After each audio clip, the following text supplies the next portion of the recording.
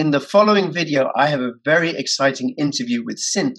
Synth is the co-founder of one of the most exciting and oldest and most resilient and innovative of blockchain projects going. And in this video, he's going to be laying out the plans for Skycoin in 2021. Make sure you listen all the way through to the end.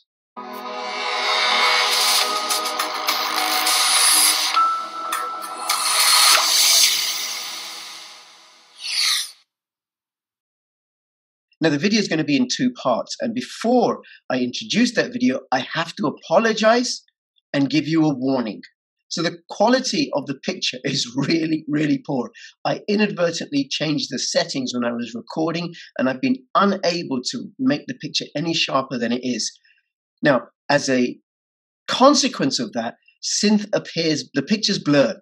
Plus, as a bonus, you never get to see me. So you hear my voice, but you never see me, and Synth is blurred. So I just really, really apologize, and I'll make sure this doesn't happen again. But I thought the information was so important that I wanted to get it out anyway. I also apologize to Synth personally, although I've yet to meet him in real life, and one day I hope that I will get to meet him.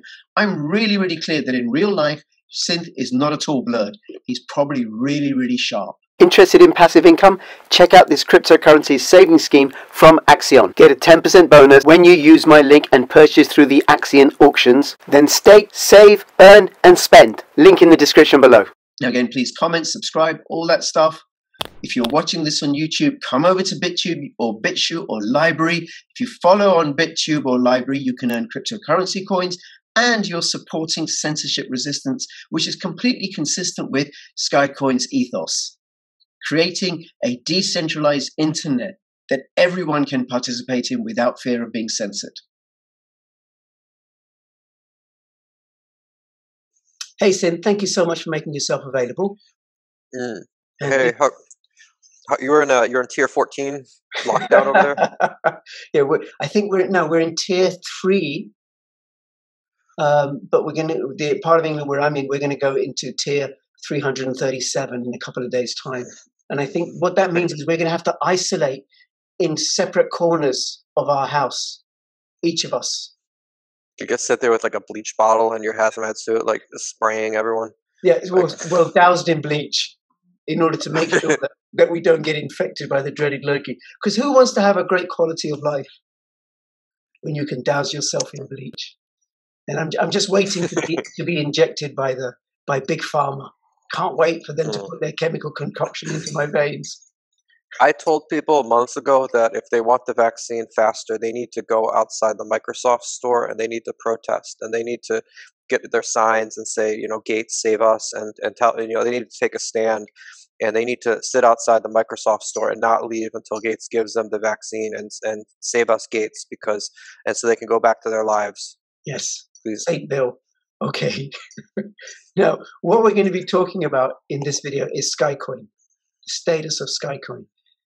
And Skycoin ICO'd, I think 2011, one of the earliest. It was so long ago. It was like Litecoin. We didn't have an ICO actually, but it was before ICOs weren't invented back then. Yes, but you had a fundraise or something. That's when you launched in 2011. And it's a platform protocol with its own coin, Skycoin. It has a different consensus mechanism to proof of work, which is way more energy efficient. You have hardware components like the Sky Miner and the Skywire, and you're building a decentralized internet, which is no small feat. So yeah, I want to focus on the roadmap for 2021. So right now, in the project update. So like right now, what we're doing basically is I'm going through code review, which is always hell. It's really, really miserable, and you just want to kill everyone that you see when you're doing code review because it's just very stressful. But so we're going through and we're removing dependencies and we're getting all of the configuration files standardized, and basically we launched this product Skywire, the mainnet, and then we built a VP, which is a networking protocol, the decentralized internet. It's sort of like Tor, but it's hundreds of times faster. And we built a VPN product on top of Skywire. So that VPN product, it works and people are pretty happy with it, but it's not packaged so I can just install it, run it, and run it on a Mac OS X or Windows computer. It needs, you have to do some stuff on the command line. So we're packaging it up and moving the configuration files, and we're making it so that you can just download an app and run this thing. And I think we have a mobile app also to get it on the cell phone. And then there's, we have some business customers and they need like 99.9999999 SLA, meaning it's like a service agreement. So like if we have a customer and they're going to use our equipment and our backend network, and they're going to like sell this networking service to cell phone towers, for instance, and to like Verizon, to a company that sells provides internet to cell phone tower for Verizon. So Verizon will rent their equipment, and then they provide the network to the company that's selling it to Verizon or something like that, right? So we have this corporate stuff where the internet goes down for 4 seconds. And they scream at them and they say, your internet was down for 4 seconds. You violated the 9999999 SLA contract, blah, blah, blah, blah, blah, blah. And they get really angry. So they need this like logging software and Grafana and the stuff that's like every second logging in real time all of the network outages, so that they can say, no, it wasn't our network. It was the L3's fault. It wasn't our fault. Our servers were online and it was your fault. And it wasn't us. And, so we're doing stuff like, you have a college campus and there's 20,000 people and the internet goes out for 4, and everyone's freaking panicking and none of the stuff works. And so we're getting Skywire was in the mainnet a year ago, and now it's working. We fixed 160 bugs. We're releasing the first consumer products, and then we have these corporate customers, and it's a whole other bullshit, college campuses and smart campuses and businesses where they have 150 people and the internet goes down and all their phones are based on the internet. They're using VoIP. All their teleconferences are based on the internet. Their whole company, tech support, whatever. So they have 150 people sitting there who can't work because the internet's down. So we need to get to the reliability level of something like Cisco or one of these large companies, Google goes out for 40 seconds and it's in the news. And, Google just went out for 40 seconds. Oh my God, the sky's falling. Everyone's going to die. I can't access my cat pics. So it's in the news on the front page and whatever. So, this is what we're dealing with. So in the next year, what I'm going through right now, reviewing all the code, and we're making the roadmap for basically 2021. And in that roadmap is the hardware, which we're going to have a new hardware, which is a Skywire 2.0 hardware. And this is mostly going to be aimed at corporate users, mines, schools, campuses, corporate customers. It's just so they can buy something, plug it in, and it works.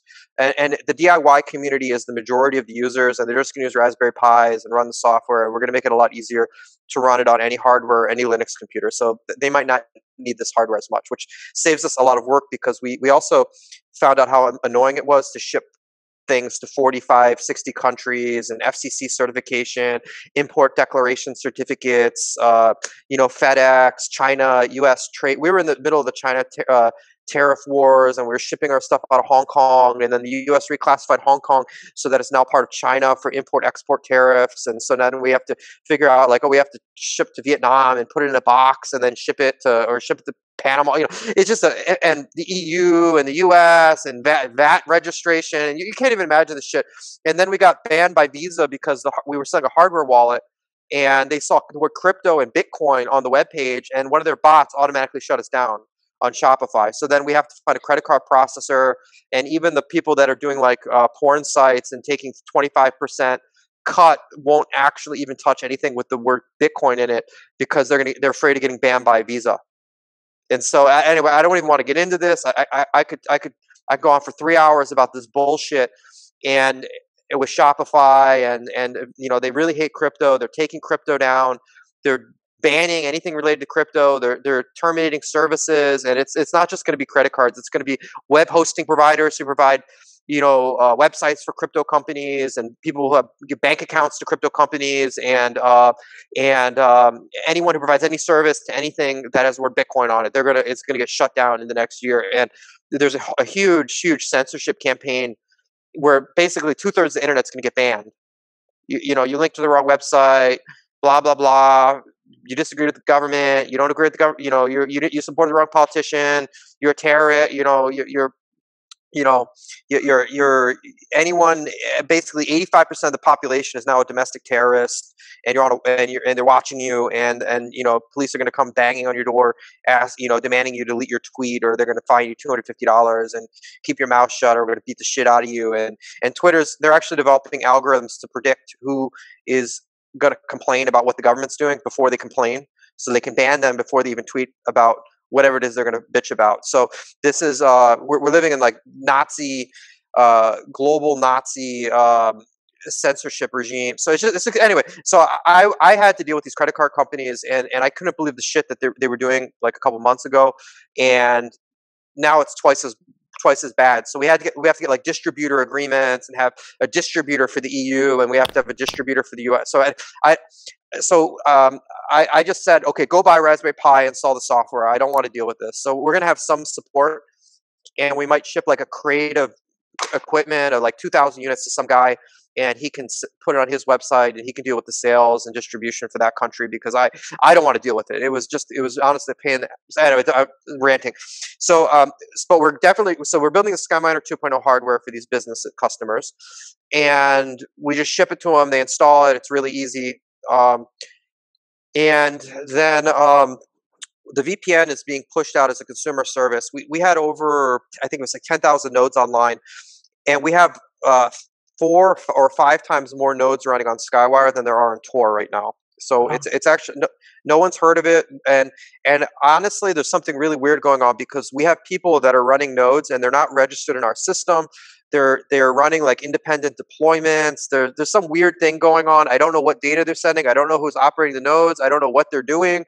And I've only heard about. I found out about this through third parties, and we're trying to get in some logging systems so that we can actually draw a graph of the network and approximately what countries people are in and where the bandwidth is and where the congestion is. But anyway, so there's some stuff. People that got banned off the internet, and different like groups that just basically went underground, and they're already coming on the network, and they're just using a little group of friends, and they run the software, they use it, they don't talk to us, and they don't need to. So, and I don't really care what they're doing. But there's a lot of stuff going on in the background with that, and we want to start moving whole companies over, like 100-person company, 200-person company, 10,000-person company, and onto this virtual private network, their own internal network with their own hardware and things like that. We want to improve our business services, meaning like, internal things like an internal Dropbox on their own hardware, on their own VLAN, self-hosted, and things like that. And we want to, so there's a whole section of just business stuff, and I don't want to get into that because I could talk about that for days. But I'm doing code review on CX. So if you go to github.com/CX-chains, this is our ability to run CX programs on blockchain. And we finally fixed the documentation, deleted the dependencies. We're fixing all the stuff to get that working, hiring new developers, and we're setting the roadmap for people to be able to use CX chains as a database for decentralized social media. So I think Telegram's going to get banned next year. They're going to start going after them. They're going to start going after WhatsApp, Instagram, Facebook, Twitter. I think next year is going to be the year of the banning. So whatever you've seen with 80% of the people getting banned, it's going to be 95% or 98% next year. It's just, they're literally going to have like sponsored content creators, and they're going to create sponsored content or advertiser approved content. And that's all you're going to see. They're locking the internet down, so it's going to be like mainstream media, like 4 media companies that own 80 other companies, and they're all going to be saying the same thing. If one of them says "New Green Deal," everyone's going to be like "New Green Deal, New Green Deal, New Green Deal." Like that video, like "This is a threat to our democracy. This is a threat to our democracy. This is a threat to our democracy." It's going to be like freaking like parrots. It's going to be like parrot news network, where they're just like repeating the same bullshit on 100,000 television channels, all owned by one company. And I saw this. I was in India, and some American media conglomerate bought up a radio station in India, and I'm listening to the radio in the cab, and they're repeating talking points from the US because they didn't even want to. They were like, let's not pay money to have them write content for India. We'll just copy the talking points from our radio station in New York and play it on the Indian radio. And this was basically what they were, they were doing, about 150 talking head NPC robots reading from the same teleprompter, and it's just the same script, right? So this is, and social media used to be, I could have my opinion, but now, no, your opinion is fake news. You're a terrorist. We got to ban you because you're not repeating us like parrots. So they're creating this little walled garden where it's going to be like advertiser approved media content creators repeating whatever NBC and CNN and New York Times say, and whatever your opinion is or what you think, no one cares about that because we're going to tell you what you think. And if you don't agree with us, you're an extremist, terrorist, neo-Nazi, skinhead, white nationalist, conspiracy theorist, vaccine denying, child murdering, Russian anti-vaxxer, but yeah, anti-vaxxer. So what's Skycoin offering? We're going and make a difference. Mastodon. Like a lot of these people on Twitter, they moved to Mastodon. A lot of governments are moving to Matrix, and they're moving to federated social media where they're able to self-host their social media platform. We're able to build those platforms very rapidly because blockchain is just a database technology. So we'll give you your own blockchain, and you can put your Twitter, your WordPress, your whatever on that blockchain, and you can have a blockchain, your neighbor can have a blockchain, and if you subscribe to your friend's content, you can download a whole copy of his blockchain. So we're building an open federated network to basically replace web servers. So we replace Twitter, Facebook, a lot of the things that people are doing now, but we have a blockchain database on the back end. So they're going to own the data, control the data. It's not going to be owned by some mega corporation. And I don't want to get into politics, but even these companies like Twitter knows that they're going to get their balls twisted by this government and this government and this government. And they're operating in 60 different countries, and each of these countries is trying to nationalize the social media. So they're putting in laws, and if they censor this in this country, they can get fined in this other country for censoring it.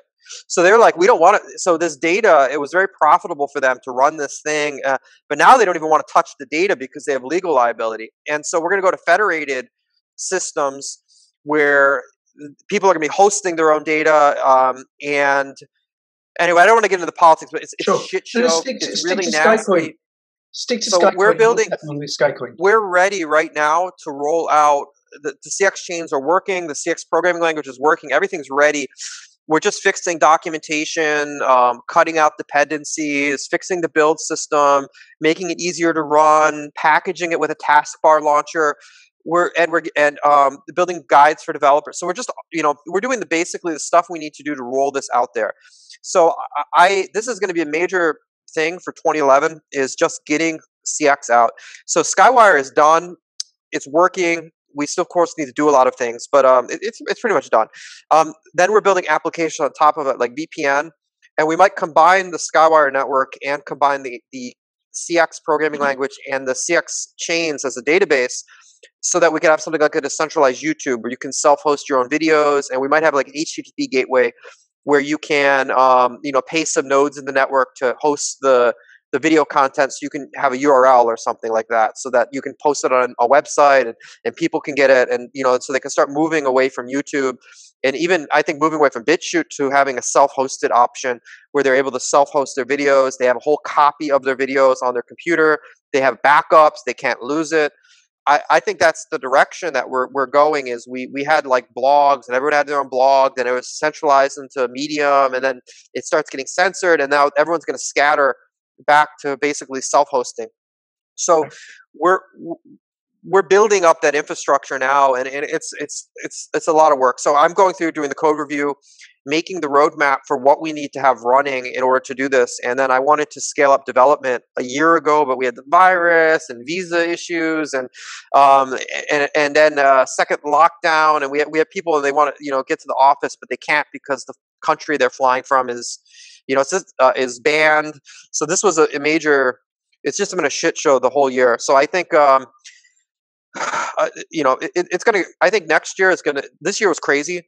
It was absolutely insane. I have no one I think could have expected what happened or predicted it, and nothing happened the way that we thought it would. Like, we know the internet was going to get locked down, and we know the censorship was going to occur, and some bullshit was going to occur. But the way it happened, I think it was complete curveball. And I think next year is going to be even worse. I think so. I'm not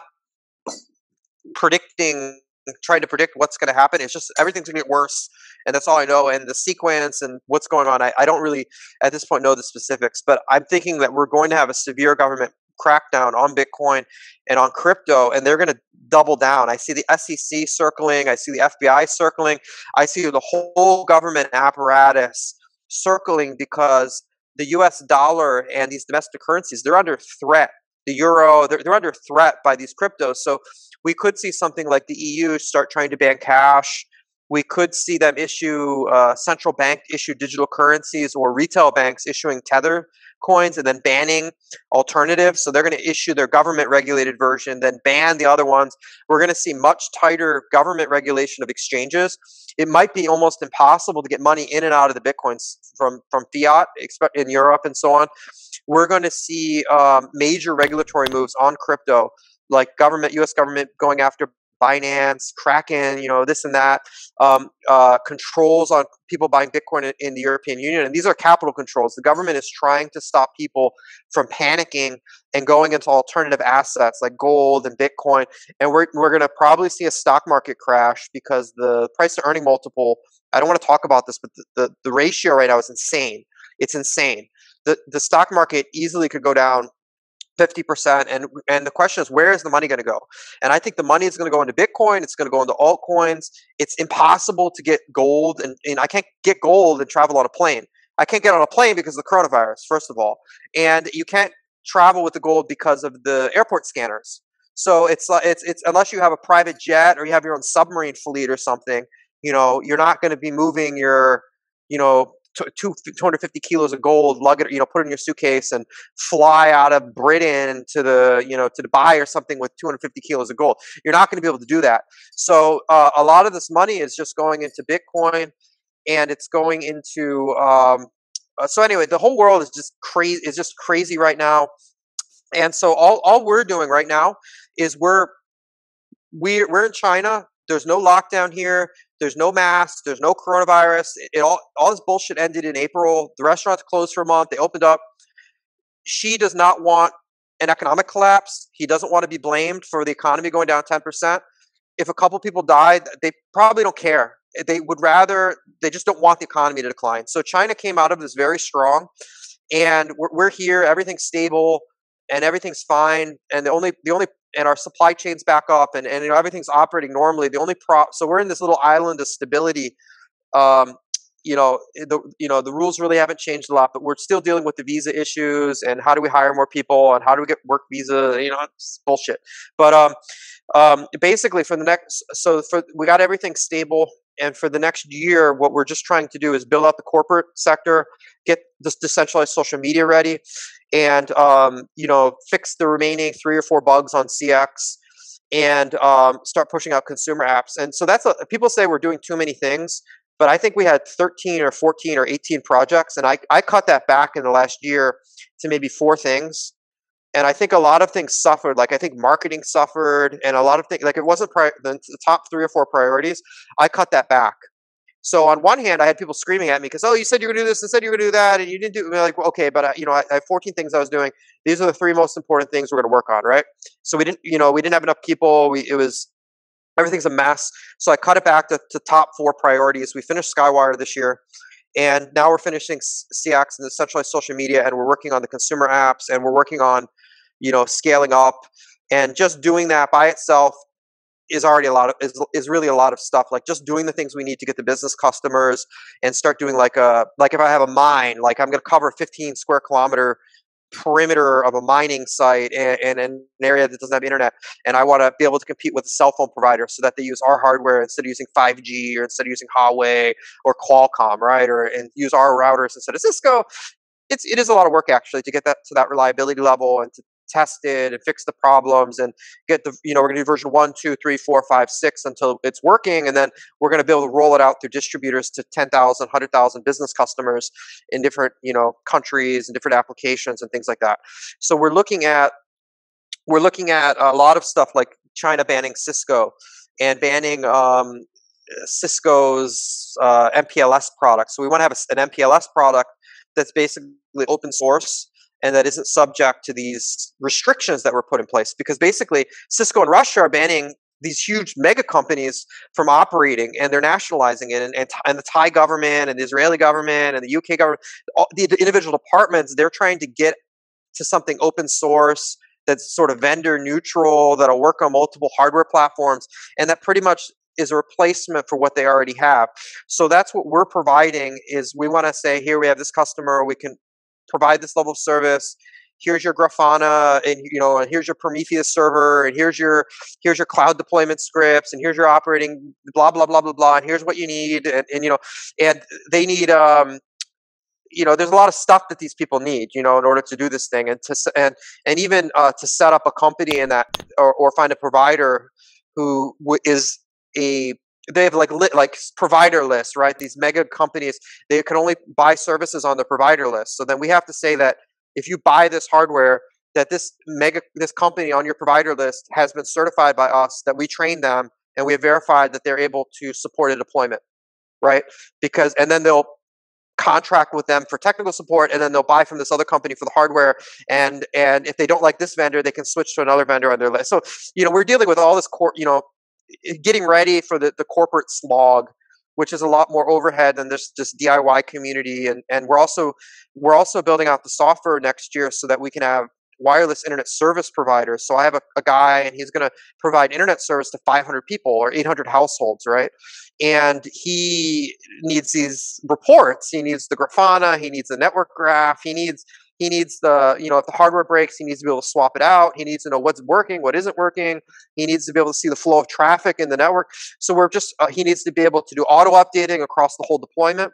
So we're dealing with things like improving the auto updating, improving the SLA track. It's just all this bullshit. So this is a lot. It really is a lot, and it never ends, and it's never finished. And you finish one thing, and then the new customer comes in and say, yeah, but we like this, but we need this and this too. So we're anyway. So I'm just trying to get those three things: is the corporate side of Skywire, get it up to 99.999999999% uptime with automated fallover and all this stuff, right? And that's also for the consumer side, because our VPN, I want to have for the consumer user to also have that same level of reliability and speed that is required in the corporate sector. So right now it works, and people don't expect VPNs to work 99.99999. They work sometimes. None of them are reliable, honestly. They're all shit. I've tried all of them. So, but I want to be able to provide for the corporate user, get the wireless internet service provider people, get it to where they can start deploying local networks. And that's a long story too, because we tried to do several launches like in New York and in different areas, and we found out like you need to train people, you need to have guides, you need to standardize the hardware.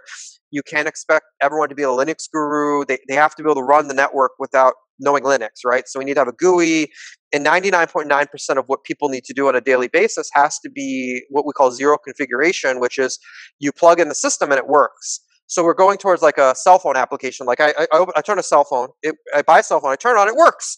I don't go and install Linux and root and blah, blah, blah, blah, blah, and do all this like command line shit on my cell phone to get to work. I turn it on, it works. So we're trying to get Skywire to the level that it's a consumer product and where it can be operated as a consumer product.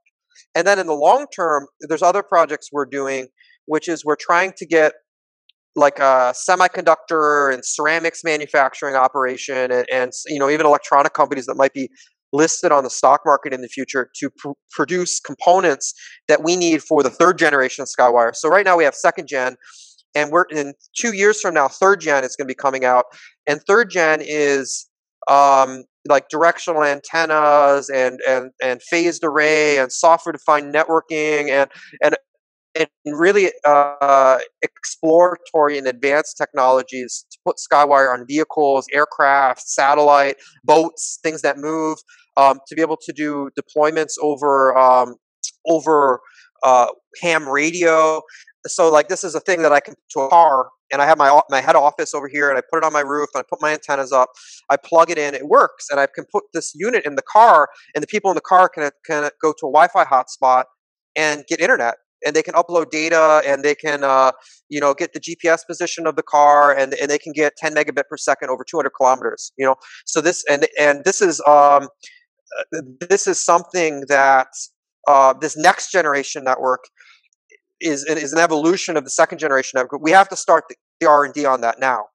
If we're going to need to deploy that in 2 years, 3 years, we have to start building up the testing and the prototyping and the software development and verify what we're going to have problems with, what we can do, what we can't do, what can be done in the next 6 months, what's going to, what is too hard for us to do, and so on. So, so right now in the next year is just the corporate use. which is things like an internal Dropbox, VPNs, MPLS, Grafana for network trafficking, wireless internet service providers, and then on the consumer side, like the VPN app, and then this decentralized social media. And then in the longer term, I think in 2022, we're going to be going back to hardware and electronics manufacturing, and we're going to be, we're competing with 6G. We're going in and we're doing things like, 2.4 gigahertz, 5 gigahertz, 24 gigahertz. We're looking at like urban, point-to-point connections and urban networks. So we're competing with companies that are doing satellite or doing microwave relays to connect local cell phone tower deployments to a hub that's going to provide internet service. So we're looking at like reconfigurable, sort of advanced networking, and what we see the vision of networking going forward, like 2 years from now. So a lot of that's pushing the edge. So like I don't really want to get into the details, but like you're looking at like these ceramic panel like antennas and things like that you can't produce them. They need special equipment. They need you have to grind the powder, mix it, put it in, bake it in an oven, test this, test that, and it's work. Okay, it's not something that you can buy off the shelf. That'll be for 2022, right? All this stuff that you said for 2021.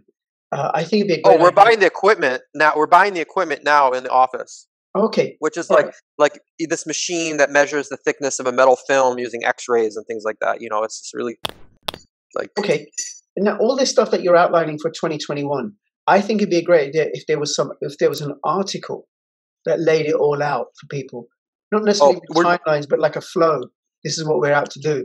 Because then people can reference that easily. We're trying to write a roadmap, and I'm doing the code review, and I'm seeing what was done, what wasn't done, what needs to be done, and how long it's going to take. And I think we're going to have to go through, and the first 3 months of next year are just going to be spent hiring, screening, training new developers,